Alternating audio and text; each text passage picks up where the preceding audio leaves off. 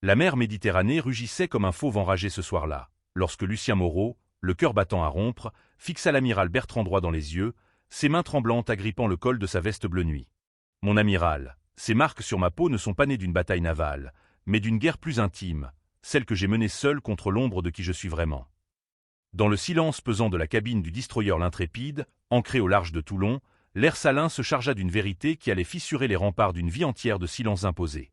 Lucien, ce fils de pêcheur marseillais aux épaules larges et au regard d'un bleu tempétueux, avait gravi les échelons de la marine nationale française avec une rage contenue, masquant sous l'uniforme impeccable les tourments d'un amour qui osait à peine murmurer son nom. À 28 ans, il était le second maître le plus respecté de son escadron, un homme dont la voix grave commandait le respect lors des manœuvres sous les vents furieux du Levant. Mais ce soir, face à l'amiral Henri Bertrand, un colosse de 55 ans aux tempes grisonnantes et au visage taillé par des décennies de tempêtes atlantiques, Lucien sentait le poids de l'insigne arc-en-ciel, ce petit badge cousu à l'intérieur de sa veste, devenir une encre prête à le noyer. Bertrand, originaire de Brest, terre de marins austères, avait bâti sa carrière sur l'ordre inflexible, les traditions gravées dans le sel et l'acier, et une aversion muette pour tout ce qui ébranlait la hiérarchie sacrée de la fraternité navale. Le houk de cette confrontation n'était pas né d'un caprice, mais d'une tempête plus vaste. 3 jours plus tôt, lors d'une patrouille de routine au large de la Corse, le l'Intrépide avait essuyé une alerte, un sous-marin suspect, ombre fugace dans les abysses. Au cœur du chaos, Lucien avait sauvé la vie de son meilleur ami, et secrètement au Thibaut Renaud, un quartier-maître de 32 ans aux cheveux châtains en bataille et au sourire qui illuminait les nuits de quart comme un phare clandestin. Thibaut, ce Provençal au sang chaud, fils d'un vigneron niçois, avait glissé sur le pont glissant, son corps heurtant le bastingage dans un craquement sinistre. Lucien, sans une seconde d'hésitation, l'avait arraché aux vagues, ses muscles bandés contre le roulis, ignorant les regards des matelots qui, dans l'urgence, n'avaient vu qu'un acte de bravoure. Mais Bertrand, observant depuis la passerelle, avait noté l'insigne arc-en-ciel qui s'était brièvement échappé de la veste déchirée de Lucien, scintillant comme une provocation sous les projecteurs. De retour à la base, l'amiral avait convoqué Lucien dans sa cabine, un sanctuaire de bois ciré et de cartes marines jaunies, où les portraits d'ancêtres en grand uniforme veillaient comme des juges muets. « Lieutenant Moreau, c'est un signe. Expliquez-vous, ou je le ferai ôter de votre dossier pour insubordination morale. » La voix de Bertrand, rauque comme le cri d'une mouette, trancha l'air. Lucien, le souffle court, avait d'abord baissé les yeux, revoyant en un flash les nuits volées avec Thibaut, leurs corps enlacés dans la soute aux munitions, sous le bourdonnement des machines, où les baisers avaient le goût du sel et de la peur. Puis, avec une audace forgée dans les feux de l'enfance, il releva la tête. « Amiral, cet insigne n'est pas une insulte à la marine. C'est le cri d'une âme qui a survécu pour emporter un autre jour. » Henri Bertrand se raidit, ses poings serrés sur le bureau, souvenir de son propre passé. Une jeunesse à Brest où l'on taisait les faiblesses, où son frère aîné, disparu en mer, avait emporté avec lui des secrets que la famille avait enterrés sous des mensonges pieux. Il avait gravi les rangs en niant toute vulnérière, en imposant à ses hommes une armure d'acier émotionnel.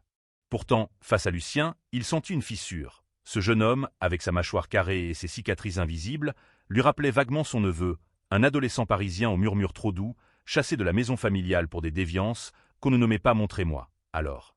Prouver que ce n'est pas une fantaisie de gamin rebelle.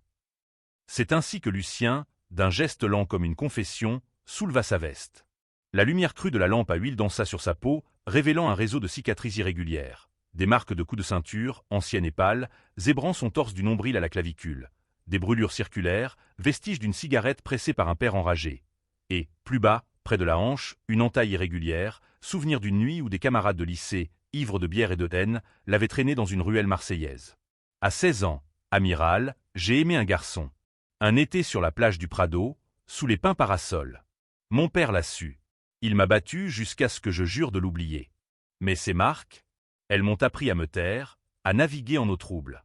L'arc-en-ciel, c'est ma carte. Il dit que je suis là, entier, malgré les tempêtes. Le silence qui suivit fut un abîme.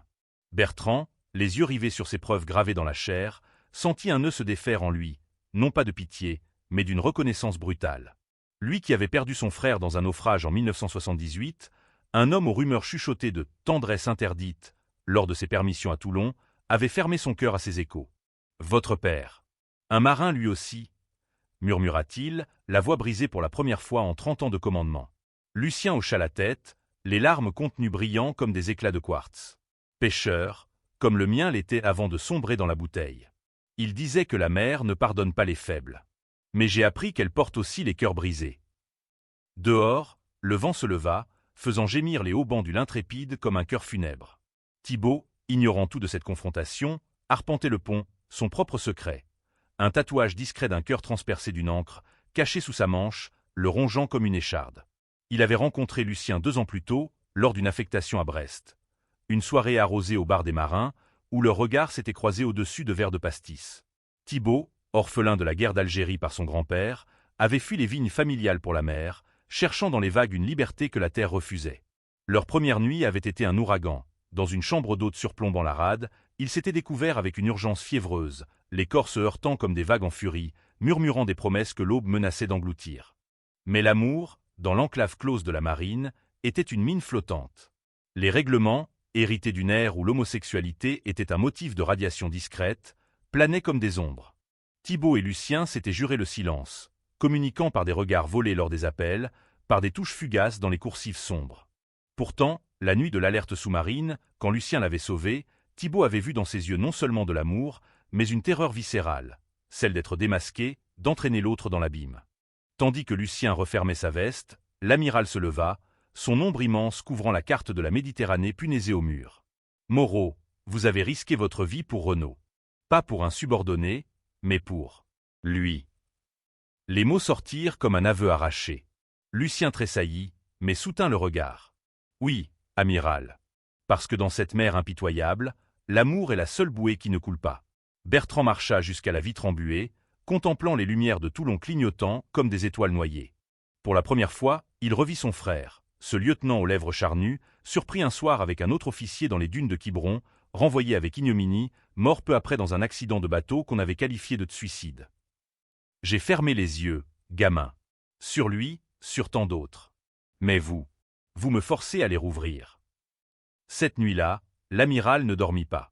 Il arpenta sa cabine, les cicatrices de Lucien gravées dans son esprit comme une carte au trésor inversée, non pas vers l'or, mais vers une humanité qu'il avait reléguée au fond des cales. Au lever du jour, il convoqua Thibaut. Le jeune homme entra, pâle, le cœur cognant comme un tambour de guerre. « Renaud, asseyez-vous. Moreau m'a tout dit. Et je comprends. » Thibaut, les poings crispés, attendit le coup près. Mais Bertrand posa une main sur son épaule. Un geste rare, presque paternel. La marine n'est pas un monastère. C'est une famille. Et les familles protègent les leurs, cicatrices comprises. Les jours suivants furent un tourbillon. Lucien et Thibaut, libérés d'un poids invisible, osèrent pour la première fois marcher côte à côte sur le quai de la base, leurs doigts se frôlant dans l'ombre des grues.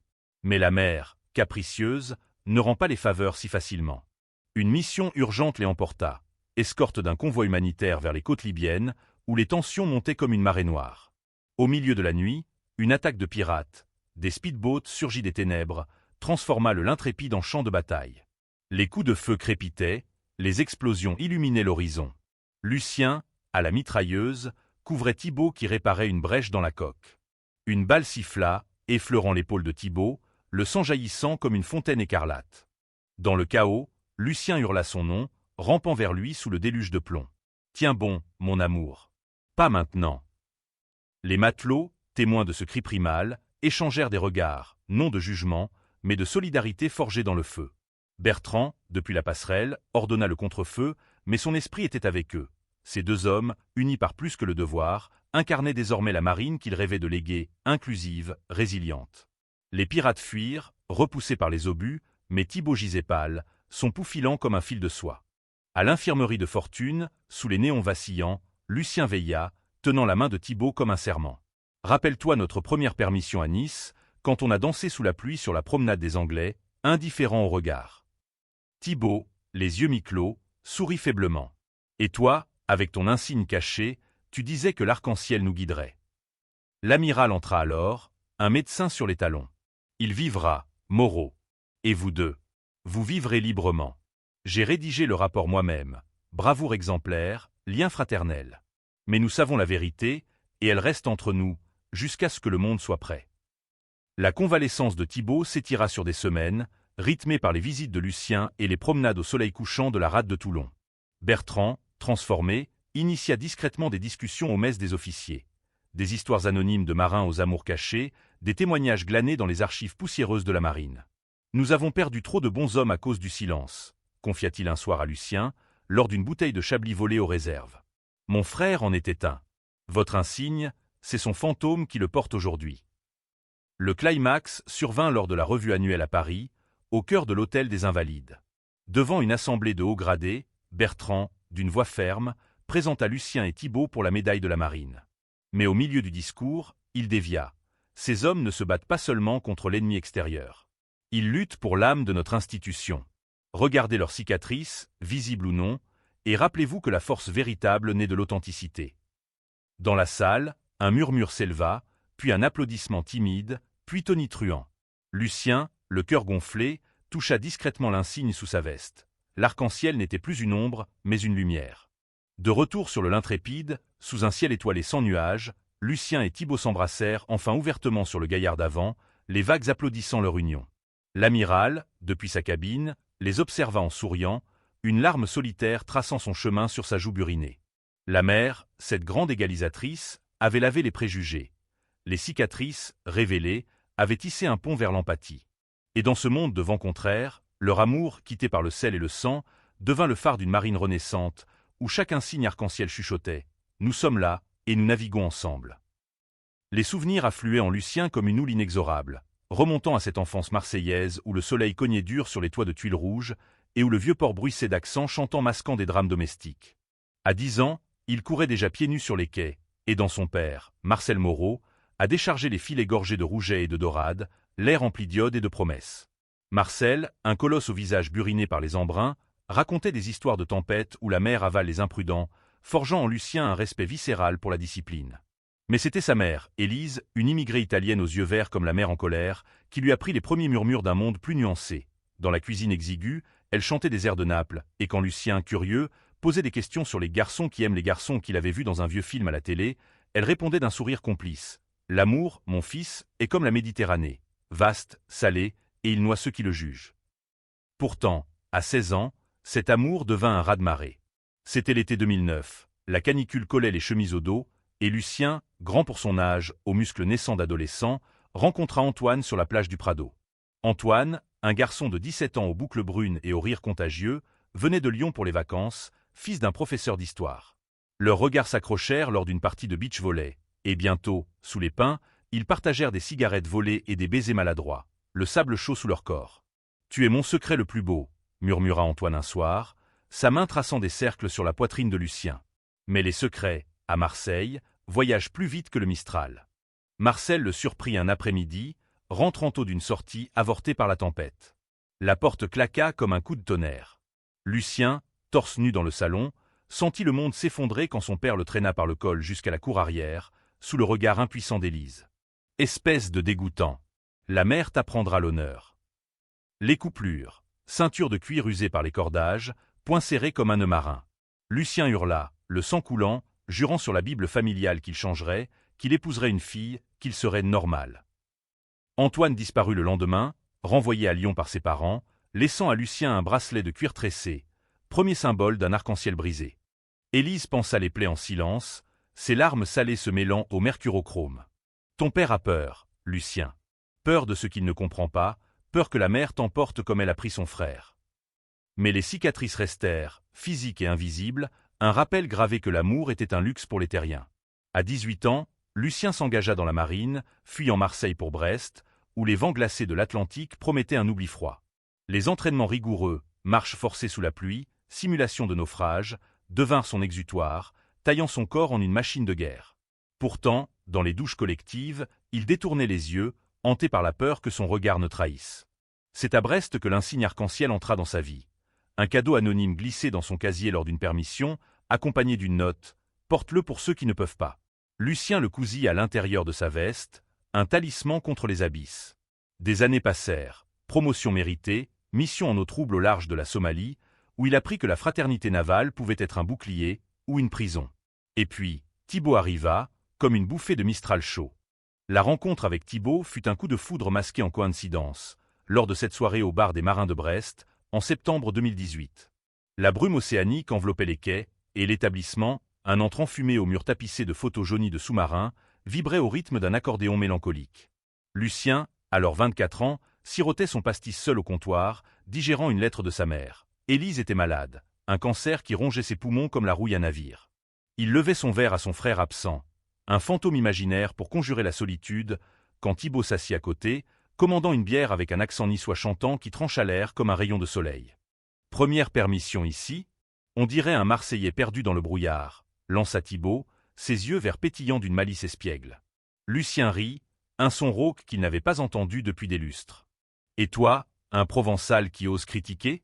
Qu'est-ce qui t'amène dans ce purgatoire gris ?»